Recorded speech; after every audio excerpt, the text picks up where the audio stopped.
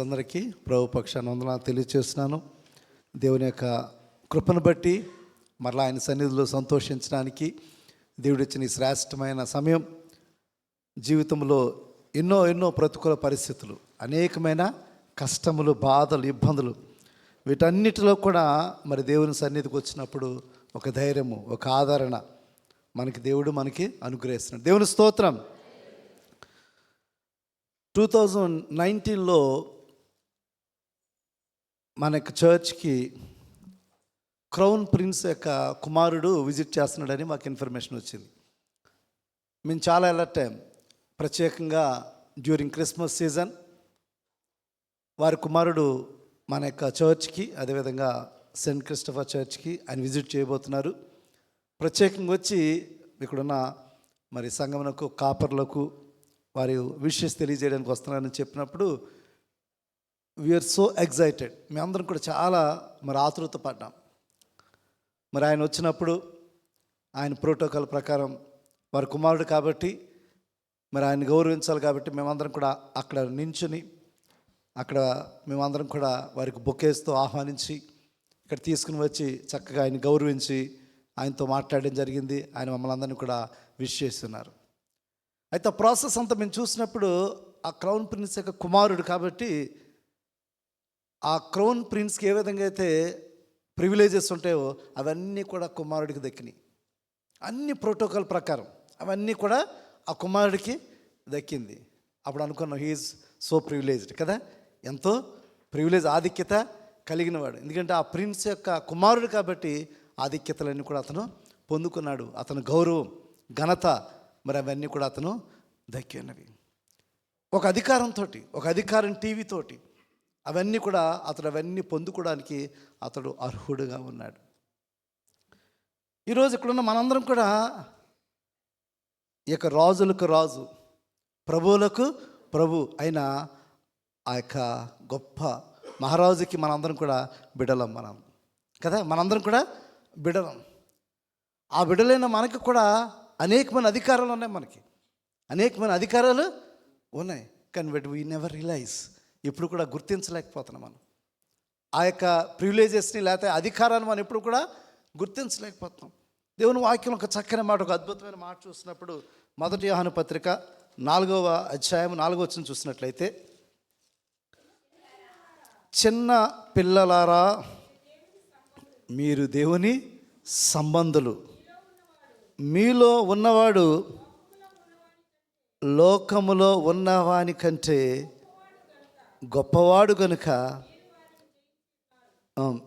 మీరు వారిని జయించున్నారు. చిన్న పిల్లలారా మీరు దేవుని సంబంధులు.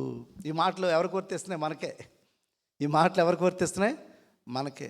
చిన్న పిల్లలారా, లేకపోతే దేవుని బిడలారా, మీరందరూ ఎవరంటే దేవుని సంబంధులు. మీరందరూ ఎవరు? దేవుని సంబంధులు. అంత మాత్రమే కాదు, మరి ఒక అద్భుతమైన మాట చూసినప్పుడు, ఫ్రేజ్ చూసినప్పుడు ఆ మాటలో మీలో ఉన్నవాడు, మీలో ఉన్నవాడు లోకములో ఉన్న వాని కంటే గొప్పవాడు. దేవుని స్తోత్రం. ఇక్కడ ఈరోజు మీలో ఉన్నవాడు గొప్పవాడు, మీలో ఉన్నవాడు గొప్పవాడు. నోవా గారు, మీలో ఉన్నవాడు గొప్పవాడు. మీలో ఆయన ఉన్నాడు కాబట్టి ఈరోజు మీకు ఒక అధికారం ఉంది. You are the children of God. దేవుని యొక్క బిడ్డగా మీకు అధికారం ఉంది. అయితే చాలా సందర్భంలో ఓకే మనకు అధికారాలు ఉన్నాయండి అని మనం రియలైజ్ అవుతున్నాము.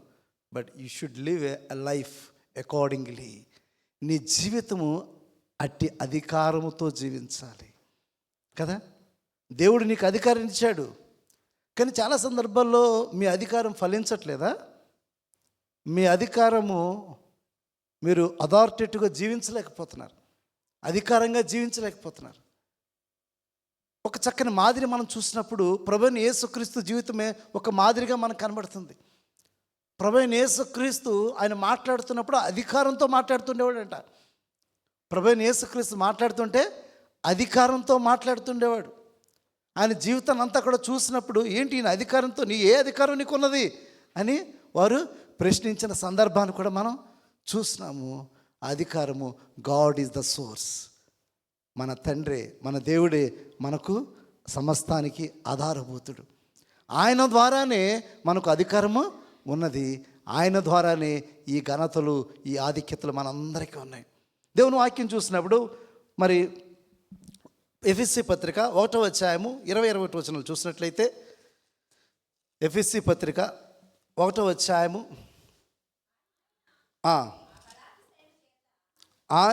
ఆయన ఆ బలాత్సయము చేత క్రీస్తుని మృతులలో నుండి లేపి సమస్తమైన ఆధిపత్యము కంటెను, అధికారము కంటెను, శక్తి కంటెను, ప్రభుత్వము కంటెను ఈ యుగమునందు మాత్రమే కాక రాబోవు యుగమునందును పేరు పొందిన ప్రతి నామము కంటే ఎంతో హెచ్చుగా పరలోకమునందు ఆయనను తన కుడి పార్శ్వమున కూర్చుండి పెట్టి ఉన్నాడు.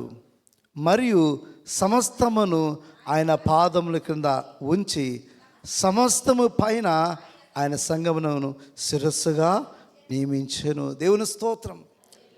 ఆ తండ్రికి దగ్గరగా కూర్చున్న ఆ ప్రభువైన యేసుక్రీస్తు ఈరోజు నిన్ను నన్ను కూడా ఆయన పక్కన కూర్చొని పెట్టుకున్నాడు. నిన్ను నన్ను కూడా ఆయన పక్కన ఎవరిని కూర్చోబెట్టుకుంటారండి? ఆయన బిడ్డలనే కదా. మీ పిల్లలు డైరెక్ట్గా మీ దగ్గరకు వచ్చి మీ పక్కన కూర్చుంటారు కదా. మీ పిల్లలు డైరెక్ట్గా మీరు ఏ పొజిషన్లో ఉన్నా సరే, మీ దగ్గరకు వచ్చి డైరెక్ట్గా కూర్చుంటారు. ఈరోజు ప్రభువైన యేసుక్రీస్తు ద్వారా మనకేంటంటే ఆయనతో పక్కన కూర్చోండి గొప్ప ఆధిక్యత. కాబట్టి ఆయన ద్వారా మనందరికీ దేవుడు అధికారాన్ని ఇస్తున్నాడు. ఆయన అధికారంలన్నీ కూడా దేవుడు మనకి అనుగ్రహిస్తున్నాడు. కాబట్టి ఈ లోకంలో విశ్వాసగా నువ్వు జీవిస్తున్నప్పుడు ఒక అధికారంతో జీవించు. ఒక అధికారంతో నువ్వు జీవించు. ఆ అధికారం ఏమిటి? నీకున్న అధికారంలో ఏమిటని చూసినప్పుడు మొట్టమొదటి అధికారం ఏంటంటే విధేయత. మొట్టమొదటి అధికారం విధేయత.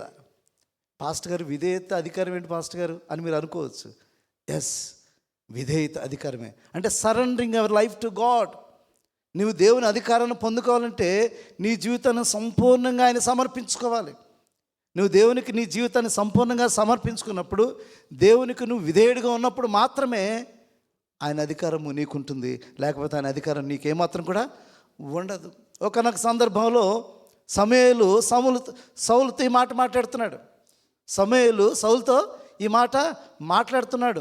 నువ్విచ్చే అర్పణలు కాదు ముఖ్యం, నువ్విచ్చే అర్పణలు ముఖ్యమో కాదు, ఆయన మాట వినుటియే శ్రేష్టం అని చెప్పి సమూయేలు పలుకుతున్నాడు. మనందరికి తెలిసిన సందర్భం. మొదటి సమూయేలు గ్రంథము 15వ అధ్యాయము 22వ వచనం చూసినట్లయితే, అప్పుడు సమూయేలు ఒకను గైకొనుట వలన యెహోవా సంతోషించినట్లు ఒకడు దహన బలులను అర్పించటం వలన ఆయన సంతోషించిన. చూసారా, మనము అర్పించే అర్పణ ద్వారా ఆయన సంతోషిస్తాడంటే ఆయన సంతోషించడం. చాలా సందర్భాల్లో we wanted to please God, to offer something. దేవుని మనము మనుషుల్ని ప్లీజ్ చేసుకునే రీతిగా దేవుని కూడా అర్పణలు అర్పించి ప్లీజ్ చేసుకునే ప్రయత్నం చేస్తాము. దేవుడు అటువంటి అర్పణ ద్వారా ఆయన ప్లీజ్ అవ్వడు. ఆయన ఏ విధంగా ఆయన ప్లీజ్ అవుతాడంటే, చదవండి, ఆలోచించము. బలులు అర్పించుట కంటే ఆజ్ఞను గైకొనుటయు, పొట్టేళ్ల క్రొవ్వు అర్పించుట కంటే మాట వినుటియే శ్రేష్టము. కాబట్టి ఈరోజు ఇక్కడ ఉన్న మనందరం కూడా దేవుడిచ్చే మొదటి అధికారం ఏంటంటే ఆయన మాట వినటం. దేవుడిచ్చే మొదటి ఆ యొక్క అధికారం ఏంటంటే ఆయన మాట విని విధేయత చూపించుట. పాస్టర్ గారు ఎలా విధేయత చూపించుట ఏమిటి అధికారం అంటే యేసుక్రీస్తు యొక్క జీవితం ద్వారా మనకు తెలుస్తుంది. యేసుక్రీస్తు జీవితం ద్వారా మనకి తెలుస్తుంది. ఎందుకంటే ఆ అధికారంతో ఇక్కడికి వచ్చాడు. నేను ఏం చేస్తున్నా నా తండ్రి చిత్త ప్రకారమే చేయడానికి వచ్చాను నేనని చెప్తున్నాడు. అదే ఆయన అధికారం. ఆయన అధికారం ఏంటి? దేవుని చిత్తాన్ని నెరవేర్చడానికి వచ్చాడు, తన సొంత ఆలోచన కాదు. ఈరోజు ఇక్కడ ఉన్న మనందరం కూడా ఒకసారి ఆలోచించండి. మీరు మీ దేవుని చిత్త ప్రకారం జీవించడానికి ప్రయత్నిస్తున్నారా, లేకపోతే మీ సొంత చిత్త ప్రకారం మీరు వెళ్తున్నారో ఒకసారి ఆలోచించండి. ఇక్కడ ఉన్న వారందరూ కూడా నీకు అధికారం ఉందో లేదో మొట్టమొదటిగా మనం ప్రశ్నించుకున్నప్పుడు దేవుని అధికారము విధేయతలో ఉన్నదని దేవుని వాక్యం సెలవిస్తుంది. అయితే ఈరోజు ఇక్కడ ఉన్న మనందరం కూడా మనం మన సొంత ఇష్టాల ప్రకారం వెళ్తున్నామా, దేవుని ఇష్ట ప్రకారం వెళ్తున్నామా? ఒకసారి ఆలోచించేయండి. నువ్వు నీ సొంత ఇష్టాల ప్రకారం వెళ్తున్నట్లయితే నీకు ఆ అధికారం లేదు. నీకు ఆ అధికారం నీకు లేదు. ఎందుకంటే నువ్వు విధేయత కలిగి ఉండలేదు. బైబిల్ ఎంతోమంది భక్తుల యొక్క జీవితాల్లో దేవునికి విధేయత చూపించి అద్భుతాలు పొందుకున్నారు. అబ్రహాము దేవునికి విధేయత చూపించాడు. అబ్రహామును దేవుడు పరిశోధించాడు. ఆ పరిశోధించినప్పుడు దీనిని బట్టి నాకు అర్థమవుతుంది నువ్వు దేవునికి భయపడేవాడు అని. దీనిని బట్టి నాకు అర్థమవుతుంది దేవునికి భయపడేవాడు అని. అంటే విధేయత అంటే దేవునికి భయపడుట, విధేయత అంటే దేవునికి భయపడుట, విధేయత అంటే దేవుని మాట వినుట, విధేయత అంటే దేవుని చిత్తాన్ని నెరవేర్చుట. కాబట్టి ఈరోజు మనందరం కూడా మొట్టమొదటి పాయింట్ మనం అందరూ ఆలోచించేయాలంటే దేవుడిచ్చిన మొదటి అధికారం ఏంటంటే విధేయత. దేవునిచ్చిన మొదటి అధికారము విధేయత. అది ప్రభువైన యేసుక్రీస్తే ఈ లోకంలో ఆయన చిత్తాన్ని నెరవేర్చడానికి ఆయన వచ్చినాడు, తన సొంత ఉద్దేశాన్ని కాదని దేవుని వాక్యం సెలవిస్తుంది. లోకా సువార్త అదేవిధంగా లోక 22:42 మనం చూసినట్లయితే, నీ చిత్తమైతే ఈ గిన్నె నా ఇద్దరి నుంచి తొలగించుము, ఆయనను నీ చిత్తమే సిద్ధించును కాక. అంటే ఆ శ్రమలలో కూడా, ఆ కష్టమైన పరిస్థితుల్లో కూడా అక్కడ సంపూర్ణమైన విధేయతను యేసుక్రీస్తు చూపిస్తున్నాడు. సంపూర్ణమైన విధేయతను యేసుక్రీస్తు చూపిస్తున్నాడు. అంటే ఆ విధేయతను చూపించడం ద్వారా దేవుని యొక్క అధికారం లేదా దేవుని యొక్క చిత్తాన్ని ఈ లోకంలో నెరవేర్చడానికి ప్రభువైన యేసుక్రీస్తు చివరి వరకు ప్రయత్నించాడు. చివరి వరకు ఆయన యొక్క జీవితాన్ని ఆయన ఒక మాదిరిగా మనం చూపిస్తున్నాడు. అందుకే శ్రమల ద్వారా విధేయత నేర్చుకున్నాడంట. అదే కదా హెబ్రీ పత్రిక చెప్తుంది. హెబ్రీ పత్రిక చూసినప్పుడు 5వ అధ్యాయము 8వ వచనం చూసినప్పుడు, ఆయన కుమారుడయుండి తాను పొందిన శ్రమల వలన విధేయతను నేర్చుకుని, ఆయన కుమారుడయుండి తాను పొందిన శ్రమల వలన విధేయతను నేర్చుకునెను. కాబట్టి ఈరోజు ఇక్కడ ఉన్న మనందరం కూడా దేవుడిచ్చిన మొదటి అధికారం ఏంటంటే విధేయత. దేవుడిచ్చిన మొదటి అధికారం ఏంటంటే విధేయత. ఆయన మాటలు వినుట, ఆయన ఆజ్ఞలు గైకొనుట, ఆయన చిత్తాన్ని నెరవేర్చుట. ఈరోజు మీరందరం కూడా నేను ఆయన బిడ్డను అన్నప్పుడు నువ్వు విధేయత చూపిస్తున్నప్పుడు ఆయన చిత్తమునే నీ జీవితంలో నెరవేర్చాలి. ఆయన మాటలే నువ్వు వినాలి, ఇంకెవరి మాటలే వినకూడదు. అంతే కదా. విధేయత అంటే ఆయన మాటలే వినాలి. నీకు అది ఉన్న అధికారం ఏంటంటే డైరెక్ట్గా ఆయన నీతో మాట్లాడతాడు, డైరెక్ట్గా ఆయన ఉద్దేశాన్ని నీకు తెలియజేస్తుంటాడు. ఆయన చిత్తాన్ని నెరవేర్చడమే నీ లోకంలో నువ్వు చేయవలసిన కార్యం. కాబట్టి ఈ లోకంలో వేరే కార్యం ఏది కూడా నీ జీవితంలో ఉండకూడదు. మొట్టమొదటి అధికారం ఏంటంటే విధేయత అని దేవుని వాక్యం సెలవుస్తుంది. విధేయత. దావీదు భక్తులు కూడా నీ చిత్తం నెరవేర్చడం నాకు ఎంతో సంతోషం అంటున్నాడు. చూడండి కీర్తన 40వ కీర్తన 6వ వచనం 8వ వచనం చూసినట్లయితే,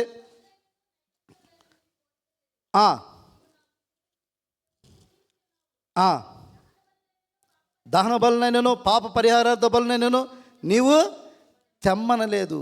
8వ వచనం, నా దేవా నీ చిత్తము నెరవేర్చుట నాకు సంతోషం. నా దేవా నీ చిత్తము నెరవేర్చుట నాకు సంతోషం అన్నాడు.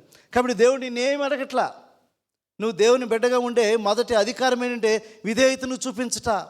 విధేయతను చూపించడంటే ఆయన చిత్తమును నీ జీవితంలో నెరవేర్చుట, ఆయన చిత్త ప్రకారం జీవించుట. ఇంకా నీ జీవితంలో ఏది ఉండకూడదు. నీ జీవితంలో ఇంకా వేరేది ఏది కూడా సీక్రెట్ ఏమీ లేవు. ఇంకా నీ జీవితంలో ఆయనకి నీకు ఏం సీక్రెట్స్ ఏమీ కూడా లేవు. అధికారంతో జీవించాలంటే ఈ లోకంలో ఆయన చిత్త ప్రకారం జీవించాలి, ఆయన చిత్త ప్రకారము జీవించాలి. అది మొట్టమొదటిది. రెండవది చూసినప్పుడు మరి విశ్వాసకున్న రెండవ అధికారం ఏమిటని చూసినప్పుడు విశ్వాసము. విశ్వాసకున్న రెండవ అధికారం ఏంటి చూసినప్పుడు ఫెయిత్. చాలా సందర్భాల్లో దేవుని దగ్గరకు వస్తున్న మనము సంపూర్ణమైన విశ్వాసాన్ని లేకపోవడం వల్లే అద్భుతాలు పొందుకోలేకపోతున్నాం. సంపూర్ణమైన నమ్మకం ఆయన మీద మనం లేకపోవడం వల్లే ఎన్నో అద్భుతాలు మనం పొందుకోలేకపోతున్నాం. ప్రభువైన యేసుక్రీస్తు అని సెలవిచ్చిన మాట మనం చూసినప్పుడు యోహాను సువార్త 14వ అధ్యాయము 12వ వచనం చూసినట్లయితే, 14వ అధ్యాయము 12వ వచనం, నేను తండ్రి యొద్దకు వెళ్ళుచున్నాను గనుక, ఇక్కడ చూడండి, నేను చేయు క్రియలు నా యందు విశ్వాసం ఉంచువాడును చేయును, వాటికంటే మరి గొప్పవి అతడు చేయనని మీతో నిశ్చయముగా చెప్పుచున్నాను. నేను తండ్రి వద్దకు వెళ్ళుచున్నాను గనుక నేను చేయు క్రియలు నా యందు విశ్వాసం ఉంచువాడు చేయును. చూసారా? అంటే అధికారంతో ఈ లోకంలో కొన్ని అద్భుతమైన కార్యాలు మన జీవితంలో చేయగలమంటే అది ఎలా చేయగలమంటే విశ్వాసం ద్వారా. నేను చేయు క్రియలు మీరు కూడా చేయగలరు, నేను చేయు క్రియలు మీరు కూడా చేయగలరంటే ఎలా సాధ్యమంటే ఆయన యందు విశ్వాసం ఉంచడం. అంటే నీకున్న రెండవ అధికారం ఏంటంటే faith is one of the weapon. విశ్వాసం అనేది దేవుడిచ్చే గొప్ప అధికారము, దేవుడిచ్చే గొప్ప ఆయుధము. ఒకనొక దినాన అదే విషయాన్ని ప్రభువైన యేసుక్రీస్తు తన శిష్యులు చెప్తున్నాడు. ఇలా వెళ్తూ అంజూరపు చెట్టుని దేవుడు శపించాడు. అంజూరపు చెట్టుని దేవుడు శపించాడు. ఆ సమయంలో ఒక పాఠాన్ని తన శిష్యులకు నేర్పినాడు. ఆ మాట ఒకసారి మనం చూసినట్లయితే మత్తయి సువార్త 21వ అధ్యాయము 21-22 వచనాలు. మత్తయి సువార్త 21వ అధ్యాయము 20 నుంచి చదవండి. శిష్యులు చూచి ఆశ్చర్యపడి అంజూరపు చెట్టు ఎంత త్వరగా ఎండిపోయినని చెప్పుకునేది. అందుకు యేసు, మీరు విశ్వాసము కలిగి సందేహపడకుండిన ఎడల ఈ అంజూరపు చెట్టుకు జరిగిన దానిని చేయుట మాత్రమే కాదు, ఈ కొండను చూచి నీవు ఎత్తబడి సముద్రంలో పడవేయబడదు గాకని చెప్పిన ఎడల అలాగూ జరిగినని మీతో చెప్పుచున్నాను. మీరు ప్రార్థన చేయనప్పుడు వేటిని అడుగుదరో అది దొరికినని నమ్మిన ఎడల వాటన్నిటినీ పొందుదరని వారితో చెప్పాను. చూసారా? అంటే దేవుడు చేసిన కార్యాన్ని ఈరోజు నువ్వు కూడా చేయగలవు. దేవుడు చేసిన కార్యాన్ని నువ్వు కూడా చేయగలవు. అంజూరపు చెట్టును జరిగిన రీతిగా నువ్వు కూడా చేయగలవు. ఏ విధంగా చేయగలవంటే, నువ్వు తండ్రి ఏ విధంగా అయితే మీరు నా నామాన్ని మీరు విశ్వసిస్తారు, తండ్రి ఏ విధంగా అయితే నా ద్వారా అద్భుతాలు చేయించాడో మీరు నన్ను విశ్వసించినట్లయితే, మీరు నమ్మినట్లయితే ఆ కార్యాలు పొందుకుంటారని ప్రభువైన యేసుక్రీస్తు స్పష్టంగా చెప్తున్నాడు. కాబట్టి ఈరోజు మనందరం కూడా మన జీవితంలో అద్భుతాలు జరుగుతాయంటే జరుగుతాయి, మన జీవితంలో అద్భుతాలు జరుగుతాయంటే జరుగుతాయి. అది నమ్మాలి. నమ్ముటని వంతైతే నమ్మువానికి సమస్తము సాధ్యం అన్నారు. అంటే ఈ లోకంలో మనం చాలా సందర్భాల్లో అధికారంగా జీవించలేకపోతున్నాం. కారణం ఏంటో తెలుసా? నమ్మిక లేకపోవడం. మన జీవితంలో అధికారంగా జీవించలేకపోవడానికి కారణం ఏంటంటే, అద్భుతాలు మన జీవితంలో జరగట్లేదంటే కారణం ఏంటంటే నమ్మిక లేకపోవడం. చాలా సందర్భాల్లో చాలామంది విశ్వాసుల్లో చాలా సాల్ట్లెస్గా జీవిస్తుంటారు, ఉప్పు లేని వారిగా జీవిస్తుంటారు. అంటే for the sake of believers ఏదో నామకార్థ క్రైస్తవులుగా జీవిస్తుంటారు, కానీ వాళ్ళ జీవితంలో సాక్ష్యాలు ఉండవు. చాలా సందర్భాల్లో మేము ప్రేయర్ సెల్స్కి వెళ్ళినప్పుడు లేదా కూడికల్లో ఉన్నప్పుడు నేను అడుగుతుంటాను, సాక్ష్యాలు చెప్పండి అని చెప్పి రావట్లేదు. అంటే వాళ్ళ జీవితంలో సాల్ట్లెస్ క్రిస్టియన్స్ అన్నమాట. ఉప్పు లేదు వాళ్ళకి, వాళ్ళ జీవితంలో అద్భుతాలు జరగట్లేదు, వారి జీవితంలో విశ్వాసము లేదు. They are always depend upon someone. Sister మా కొరకు ప్రార్థన చేయండి, బ్రదర్ మా కొరకు ప్రార్థన చేయండి, పాస్టర్ గారు మా కొరకు ప్రార్థన చేయండి. మరి నువ్వు ఎప్పుడు చేస్తావు ప్రార్థన? నువ్వు ఎప్పుడు చేస్తావు? నువ్వు ఎప్పుడు దేవుని యందు విశ్వాసం కలిగి ఉంటావు? నీ దేవుని యందు నీ విశ్వాసం ఏది? నువ్వు దేవుని మీద ఆధారపడవా, మనుషుల మీద ఆధారపడతావా? మరి నువ్వు ప్రార్థన చేయాలి కదా. వారికి దేవుడు మేలు చేస్తున్నప్పుడు నీకెందుకు చేయడు దేవుడు? నీ ద్వారా కూడా దేవుడు అద్భుతాలు చేస్తాడు. అక్కడ అంజూరపు చెట్టుని ఏ విధంగా అయితే శపించిన వెంటనే ఎండిపోయిందో మీకు కూడా అలా జరుగుతుంది. ఈ కొండ వెళ్ళి అక్కడ పడమంటే అది పడుతుంది, మీరు విశ్వాసం ఉంచాలని చెప్తున్నాను. కాబట్టి రెండవ అధికారం, దేవుడు విశ్వాసాలకు ఇచ్చిన అధికారం ఏంటంటే ఫెయిత్, నమ్మకము. నమ్ముటని వంతైతే నమ్మవానికి సమస్తము సాధ్యం. మన జీవితంలో ఎన్నో కార్యాలు పొందుకోలేకపోతున్నాం, ఎన్నో కొరతలు మన జీవితంలో ఉంటున్నాయి కదా. ఎన్నో కొరతలు, ఎన్నో అసంతృప్తులు, ఎన్నో అవమానాలు, ఎన్నో నిందలు మన జీవితంలో మనం పొందుకున్నామంటే దేవుని యందు నమ్మిక ఉంచుకోలేకపోవడం. దేవుని యందు నమ్మిక ఉంచడం. డబ్బులు నమ్ముకుంటాం మనం, మనుషులు నమ్ముకుంటాం మనం, వస్తువులు నమ్ముకుంటాం మనం. ఇది ఉంటే నాకు చాలు, ఈ డబ్బు నాకుంటే నాకు చాలు, లేకపోతే ఈ వ్యక్తి నాకుంటే చాలు, నా పరిస్థితులన్నీ కూడా చక్కబడిపోతాయి అని అనుకుంటాము. మనుషులు నమ్ముకుంటే యెహోవాను ఆశ్రయించటం మేలు అని దేవుని వాక్యం సెలవిస్తుంది. కాబట్టి రెండవ అధికారం విశ్వాసం దేవుడిచ్చింది ఏంటంటే నమ్మకము, ఫెయిత్.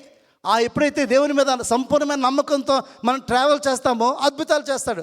యాయేరు కుమార్తె చనిపోయింది, ఆ అధికారి వచ్చి యేసేని అన్నాడు, నా కుమార్తె చనిపోయింది. ఆయన వచ్చి అంటున్నాడు, ఐ వాజ్ షాక్డ్. ఆ వాక్యాన్ని మొట్టమొదటిగా చదివినప్పుడు నేను షాక్ అయ్యాను. ఇలా వస్తే అడుగుతున్న యేసుక్రీస్తు, అయ్యా నా కుమార్తె చనిపోయింది, నువ్వు వచ్చి నా బ్రతికించాను. ఇదేంటి? ఇటువంటి ఫెయిత్ ఎక్కడైనా మనం చూస్తామా? నా కుమార్తె చనిపోయిందండి, నీవు వచ్చి స్వస్థపరచు, నువ్వు నా కుమార్తెను బ్రతికించని చెప్పి అతను మాట్లాడుతున్న సందర్భాన్ని ఒక్కసారి ఆలోచన చేస్తున్నప్పుడు ఎంత గొప్ప ఫెయిత్ అండి అతనిలో.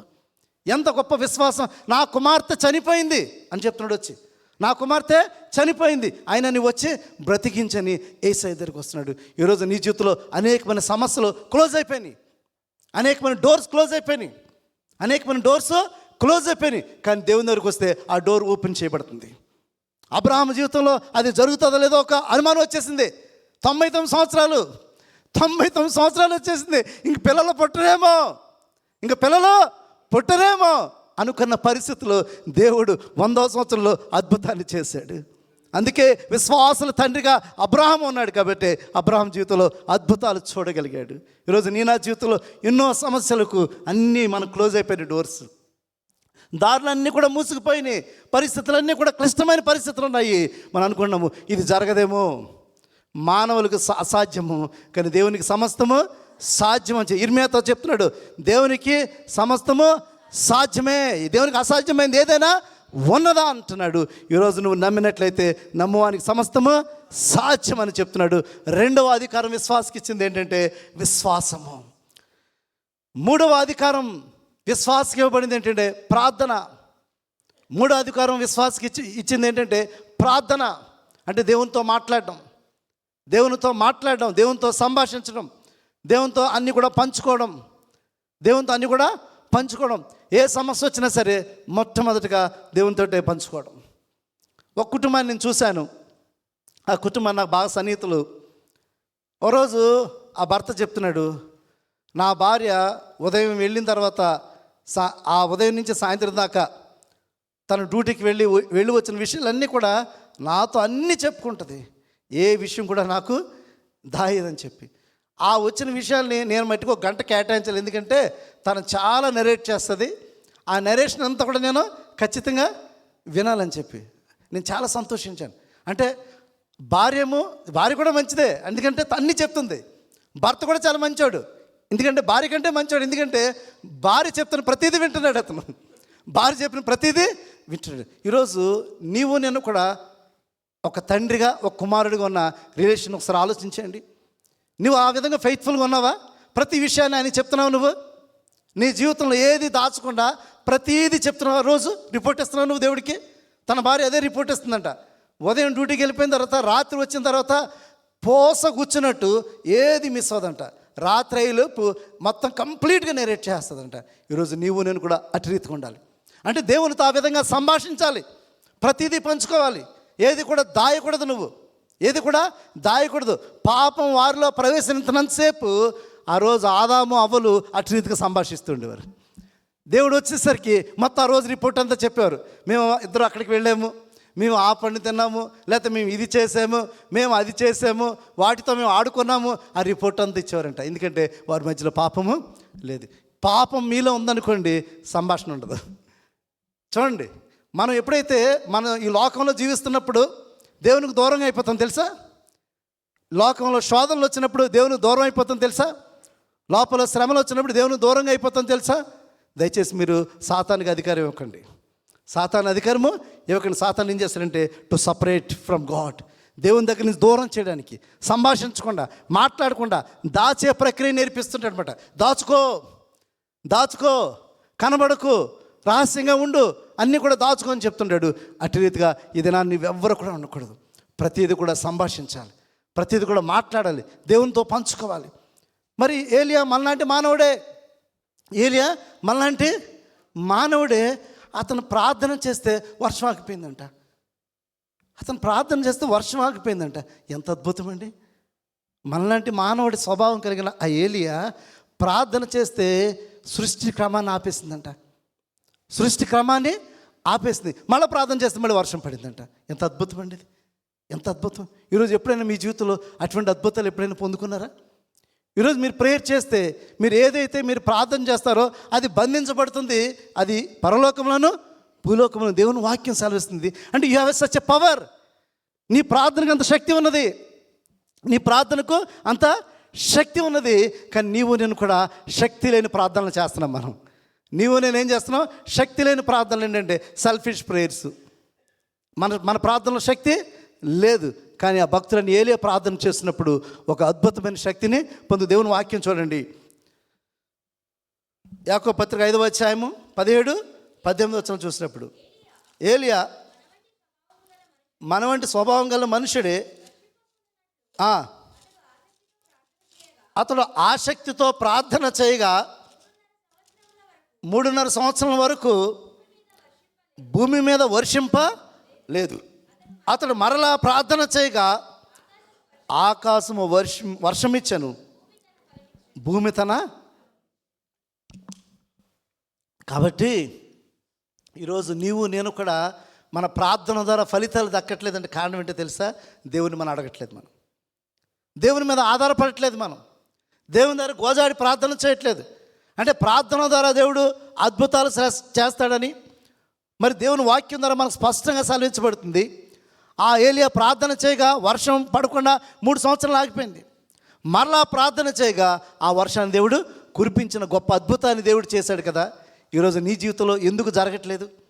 నీవెందుకు ఆ కార్యాలు పొందుకోవట్లేదని చేసినట్లయితే నీ ప్రార్థనలో శక్తి లేదు, నీ ప్రార్థనలో అధికారం లేదు, నీ ప్రార్థనలో అధికారం లేదు. అందుకే నీ ప్రార్థన ద్వారా నువ్వు అద్భుతాలు పొందుకోలేకపోతున్నావు. ఎన్నో సంవత్సరాలుగా నీ ప్రార్థనలకు ఫలితం లేకుండా నిస్సహాయ స్థితిలో నువ్వు ఉంటున్నామో ఒకసారి ఆలోచించాయి. నువ్వు దేవుని దగ్గరికి వచ్చినప్పుడు దేవుడు సహాయం చేయగలిగిన గొప్ప దేవుడు. ఆయన ఒకటే చెప్తున్నాడు, నమ్ముట నీ వంతైతే నమ్మవానికి సమస్తము సాధ్యమని చెప్తున్నాడు. ఇది ప్రార్థన వల్ల సాధ్యమని చెప్తున్నాడు. ఇది ఏ విధంగా సాధ్యం?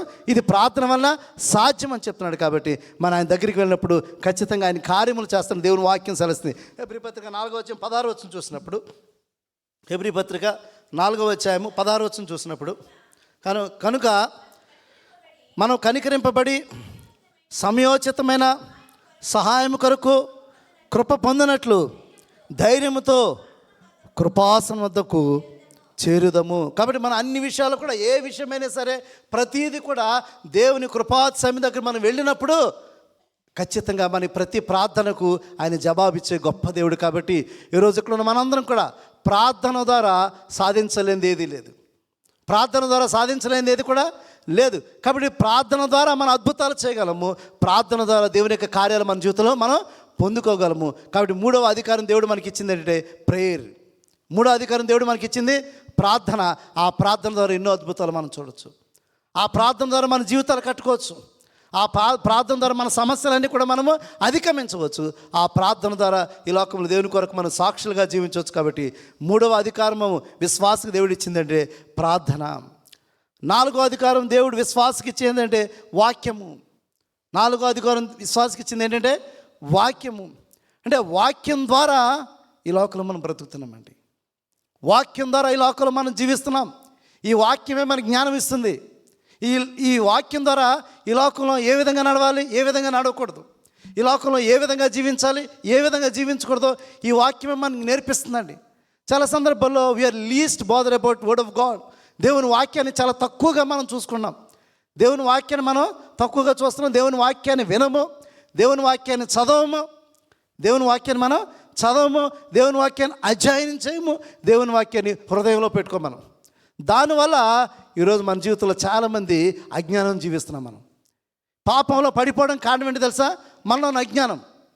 పాపంలో ఒక వ్యక్తి పడిపోవడానికి, ఈ లోకంలో పాపంలో జీవించడానికి, లోకంలో జీవించడానికి దాని కారణం ఏంటి తెలుసా? దేవుని వాక్యం తెలియకపోవడం. దేవుని వాక్యం తెలియకపోవడం వల్ల, దేవుని వాక్యాన్ని గ్రహించలేకపోవడం వల్ల, దేవుని వాక్యాన్ని వినలేకపోవడం వల్ల అనేక మంది జీవితాల్లో ఈరోజు శక్తివంతమైన జీవితాలు జీవించలేకపోతున్నారు. అద్భుతమైన జీవితాలు వారు జీవించలేకపోతున్నారు. సాక్షులుగా వారి జీవితాలు ఉండట్లేదు. ప్రభువైన యేసుక్రీస్తే స్వయాన్ని చెప్తున్నాడు. ఆయన శోధన వచ్చినప్పుడు ఆ శోధనలో ఆయన వాక్యము చేత సాతానుతో మాట్లాడాడు. వాక్యం చేత సాతాన్ని రెసిస్ట్ చేశాడు. వాక్యం చేత సాతాన్ని రెసిస్ట్ చేశాడు. ఈరోజు ప్రతి విశ్వాసకి దేవుని వాక్యం అనేది చాలా ముఖ్యమైనది. మత్తయి సువార్త 4:4 ప్రభువైన యేసుక్రీస్తు పలికిన మాట, అందుకైన మనుషులు రొట్టె వలన మాత్రము కాదు కానీ దేవుని నోట నుండి వచ్చు ప్రతి మాట వలన జీవించును. ఈ లోకంలో విశ్వాస జీవితంలో ఆత్మీయంగా మనం బ్రతికి ఉన్నామంటే దేవుని మాటలు. ఈరోజు విశ్వాస జీవితంలో నువ్వు బ్రతికి జీవిస్తున్నావంటే దేవుని మాటలు నీకు కావాలి, దేవుని వాక్యం నీకు కావాలి. దేవుని వాక్యాన్ని నువ్వు అనుదినం పఠిస్తున్నప్పుడు, దేవుని వాక్యాన్ని ధ్యానం చేస్తున్నప్పుడు, ఆ దేవుని వాక్యాన్ని ఇక్కడ భద్రం చేసుకున్నప్పుడు ఆ వాక్యం నిన్ను బ్రతికిస్తుంది. ఆ వాక్యం నిన్ను బ్రతికిస్తుంది. అంటే ఈ లోకం నువ్వు శారీరకంగా ఆహారంతో నువ్వు జీవిస్తావు, నేను కాదనట్లేదు. కానీ ఆత్మీయంగా నువ్వు జీవించాలంటే దేవుని వాక్యం కావాలి, దేవుని వాక్యము కావాలి. అదే ప్రభువైన యేసుక్రీస్తు చెప్తున్నాడు, మనుషుడు రొట్టె వల్ల మాత్రము కాదు కానీ దేవుని నోట నుండి వచ్చు ప్రతి మాట. ఆ దేవుని నోట నుంచి వచ్చు ఆ ప్రతి మాటను నీ హృదయంలో భద్రం చేసుకోవాలి, నీ హృదయంలో భద్రం చేసుకోవాలి. ఎప్పుడైతే ఆ ప్రతి వాక్యాన్ని నీ హృదయంలో భద్రం చేసుకుంటావో నీ జ్ఞానాన్ని ఇస్తుందంట, నీకు జ్ఞానాన్ని ఇస్తుంది. ఆ జ్ఞానం ద్వారా నీ ఆత్మీయ జీవితం నైతికంగా జీవించడానికి, మారల్ వాల్యూస్ని కలిగి, ఎథికల్ వాల్యూస్ని కలిగి, స్పిరిచువల్ వాల్యూస్ని కలిగి ఈ లోకంలో జీవించడానికి దేవుడే నిన్ను నడిపిస్తాడు, దేవుడే నిన్ను నడిపిస్తాడు. కాబట్టి నువ్వు దేవుని వాక్యం చేత బ్రతికింపబడుతుండాలి. నువ్వు అధికారంతో ఈ లోకంలో జీవించాలంటే దేవుని వాక్యం కావాలి నీకు. దేవుని వాక్యం లేనట్లయితే నువ్వు మారల్గా చచ్చిపోయినట్టే. దేవుని వాక్యం నీలో లేనట్లయితే నువ్వు మారల్గా చనిపోయినట్లే. దేవుని వాక్యం లేని వారు పాపంలో పడిపోతారు. దేవుని వాక్యం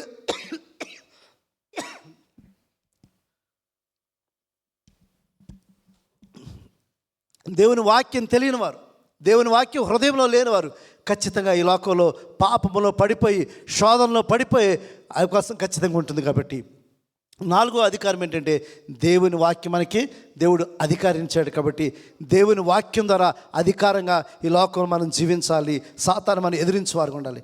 5వదిగా చూసినప్పుడు దేవుడు అనుగ్రహించే 5వ అధికారం ఏంటంటే పరిశుద్ధాత్మ. 5వ అధికారం పరిశుద్ధాత్మ. ఆ పరిశుద్ధాత్మ మనతో లేనట్లయితే మన జీవితంలో మనము శక్తివంతంగా ఈ లోకంలో జీవించలేం. పరిశుద్ధాత్మ మనకు కావాలి. ఆ దేవుని ఆత్మచేత మనం నడిపించబడకపోతుంటే, గడిచిన బుధవారం మనం చెప్పుకున్నట్టుగా ఎందరైతే దేవుని ఆత్మచేత నడిపించబడతారో వారు దేవుని కుమారులు, దేవుని వాక్యం సెలవిస్తుంది. ఈరోజు ఇక్కడ ఉన్న మనందరికి కూడా we need a guidance from Holy Spirit. దేవుని యొక్క పరిశుద్ధాత్మ నడిపింపు మనందరికి కావాలి. ఈ లోకంలో మనం ఎలా జీవించాలి, ఈ లోకంలో మనం ఎలా జీవించకూడదో ఆ పరిశుద్ధాత్మ మనకి దగ్గరగా ఉండి మనల్ని ఆదరిస్తూ ఉంటుంది, బలపరుస్తుంటుంది, నడిపిస్తూ ఉంటుంది, బోధిస్తూ ఉంటుంది. కాబట్టి పరిశుద్ధాత్మ మనకు కావాలి. ఆ పరిశుద్ధాత్మ మనతో ఉన్నప్పుడు, ఆ పరిశుద్ధాత్మ దేవునితో నివాసం మనం చేస్తున్నప్పుడు, ఆ పరిశుద్ధాత్మ అంటే నువ్వేది చేయాలది బోధిస్తుందంట, నువ్వేది చేయాలది నీకు బోధిస్తుంది. కాబట్టి మరి దేవుని వాక్యం స్పష్టంగా సెలవిస్తుంది, పరిశుద్ధాత్మ అనే వరాన్ని మనం పొందుకుంటామట. అపొస్తలుల కార్యములు 2వ అధ్యాయము 38వ వచనం చూసినట్లయితే, మీరు మారు మనసు పొంది పాప క్షమాపణ నిమిత్తము ప్రతివాడు యేసుక్రీస్తు నామమున బాప్తీసం పొందుడి, అప్పుడు మీరు పరిశుద్ధాత్మ వరమును పొందుకొందరు. ఎవరైతే పరిశుద్ధ బాప్తీసం పొందుకొని నిజ పశ్చాత్తాపం ఎవరైతే పొందుకొని ఆ యొక్క మరి బాప్తీసం పొందుకుంటారో వారికి దేవుడిచ్చే వరం ఏంటి తెలుసా? పరిశుద్ధాత్మ అనే వరాన్ని ఇస్తున్నాడు. అది ఉచితంగానే ఇస్తాడు. చాలా సందర్భాల్లో బైబిల్లో కొంతమంది డబ్బుల చేత కొనాలని చూశారు పరిశుద్ధాత్మని, డబ్బుల చేత పరిశుద్ధాత్మను కొనాలని ప్రయత్నము చేశాడు. దేవుడు అది ఉచితంగా నీకు ఇస్తానన్నాడు. దేవుడు నీకు అది ఉచితంగా ఇస్తానన్నాడు. ఎవరైతే వారు పాప క్షమాపణ పొందుకొని మరి పరిశుద్ధమైన బాప్తీసం పొందుకొని దేవునితో సహవాసం ఎవరైతే చేస్తారో దేవుడు వారికి అనుగ్రహించేది ఏంటంటే పరిశుద్ధాత్మను దేవుడు వరాన్ని వారికి అనుగ్రహిస్తున్నాడు. ఆ పరిశుద్ధాత్మను కలిగి ఎవరైతే జీవిస్తారో వారి జీవితాలు శక్తివంతంగా ఉంటాయి. శాంసన్ శక్తివంతంగా జీవించాడు. దేవుని ఆత్మ అతని మీదకి వచ్చినప్పుడు అద్భుతమైన కార్యాలు చేశాడు. దేవుని ఆత్మ అతని మీదకి వచ్చినప్పుడు సింహాన్ని చీల్చివేశాడు. ఈరోజు పరిశుద్ధాత్మను కలిగినప్పుడు నీ జీవితంలో అద్భుతాలు, సమస్యలు ఎంత బలమైనవైనా సరే, సమస్యలు ఎంత పెద్దవైనా సరే వాటిని ఛేదించే గొప్ప శక్తిని దేవుడు శాంసన్కి ఏ విధంగా ఇచ్చాడు. ఈరోజు పరిశుద్ధాత్మను కలిగినప్పుడు అధికారంతో జీవించినప్పుడు నీ జీవితంలో కూడా అద్భుతాలు పొందుకుంటావు. చివరగా చూసినట్టయితే నువ్వు ఏ విధంగా అధికారంగా జీవించగలంటే in the name of Jesus, యేసు నామమున ఏదైనా సరే నువ్వు పలికినప్పుడు అద్భుతాన్ని నువ్వు చూడగలవు. ప్రభువైన యేసుక్రీస్తు ఆ మాట సెలవిచ్చినాడు. అపొస్తలుల కార్యములు 3వ అధ్యాయము 6-7 వచనాలు చూసినట్లయితే, వెండి బంగారం నా యొద్ద లేవు కానీ నాకు కలిగినదే మీకు ఇచ్చుచున్నాను, నజరేయుడైన యేసుక్రీస్తు నామమున నడుమని చెప్పిన. ఈ సందర్భం ఏంటంటే శృంగారం అనే దేవాలయం యొద్ద పేతురు మరి యోహాను వారు ప్రార్థన చేసుకోవడానికి వెళ్తున్నారు. ప్రార్థన చేసుకుని వెళ్తున్న సమయంలో అక్కడ ఒక కుంటివాడు అక్కడ కూర్చుని ఉన్నాడు. అతను ఏం చేస్తున్నాడంటే రెగ్యులర్ ప్రాసెస్ ఏంటంటే దేవాలయంకి వచ్చినప్పుడు అందరూ విశ్వాసులు వచ్చినప్పుడు ప్రేమతో కానుకేస్తారు కదా, లేకపోతే ప్రేమతో వాళ్ళు ఆర్మ్స్ గివింగ్ అంటారు కదా, వాళ్ళకి ఇస్తుంటారు. కాబట్టి అతను ఎదురు చూస్తున్నాడు, వీళ్ళు ఏమైనా డబ్బులు ఇస్తారని ఎదురు చూస్తున్నాడు. అప్పుడు పేతురు పలికిన మాట ఏంటంటే, క్రీస్తు యేసు నామమున నా దగ్గర, ఆ మాట ఒకసారి చూడండి, వెండి బంగారములు. అందుకు పేతురు, వెండి బంగారం నా యొద్ద లేవు, కానీ నాకు కలిగినదే నీకు ఇచ్చుచున్నాను, నజరేయుడైన యేసు క్రీస్తు నామమున నడుమని చెప్పాను. నజరేయుడైన యేసు క్రీస్తు నామమున నడువు అని చెప్పినండి అతను దిగ్గున లేచిన సందర్భాన్ని చూస్తున్నాము. ఈరోజు దేవుడిచ్చే గొప్ప అధికారం అంటే యేసు నామం మనం జీవించడం. యేసు నామమున అద్భుతాలు చేయగలం. యేసు నామమును ప్రకటించినప్పుడు అద్భుతాలు జరుగుతాయి. పేతురు అక్కడ యేసు నామమును ప్రకటించిన వెంటనే అతడు అటు రీతిగా కుంటివాడుగా ఉన్న అతను ఒక్కసారిగా దిగ్గున లేచినట్టుగా చూస్తున్నాము. అంత మాత్రమే కాదు, దేవుడిచ్చిన ఆ యొక్క వాగ్దానం ఏంటంటే మనందరికీ అధికారాన్ని ఇస్తున్నాడు. మనందరికీ అధికారిస్తున్నాడు. యేసు నామమున అద్భుతాలు చేసే గొప్ప అధికారాన్ని దేవుడు మనందరికీ ఇస్తున్నాడు. మార్కు సువార్త 16వ అధ్యాయము 17-18 వచనాలు. మార్కు సువార్త 16వ అధ్యాయము 17-18 వచనాలు.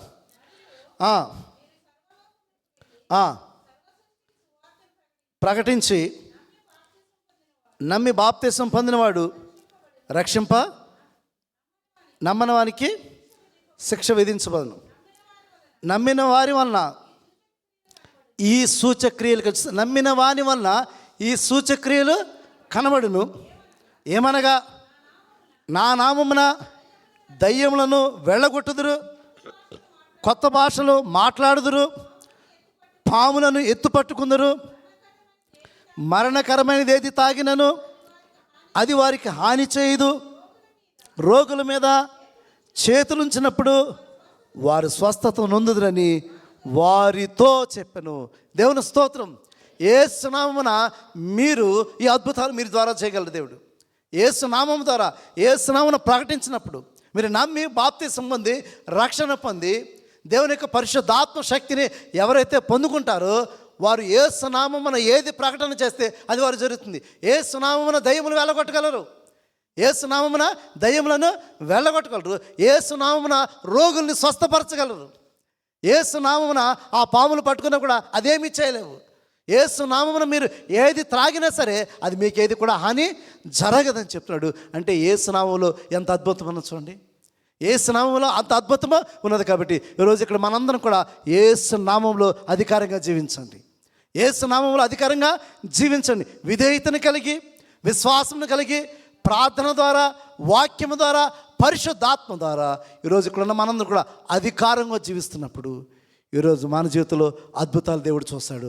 మన ద్వారా దేవుడు మహిమ పరచబడతాడు. కాబట్టి విశ్వాసకున్న ఈ అధికారాలన్నీ కూడా మనం పొందుకుని ఈ అధికారంతో మనం జీవిస్తున్నప్పుడు మన జీవితము అనేక మందికి ఆశీర్వాదకరంగా, మన జీవితము అనేక మందికి సాక్షి ఉంటుంది. దేవుడి మాటలు దీవించును గాక. ఆమేన్.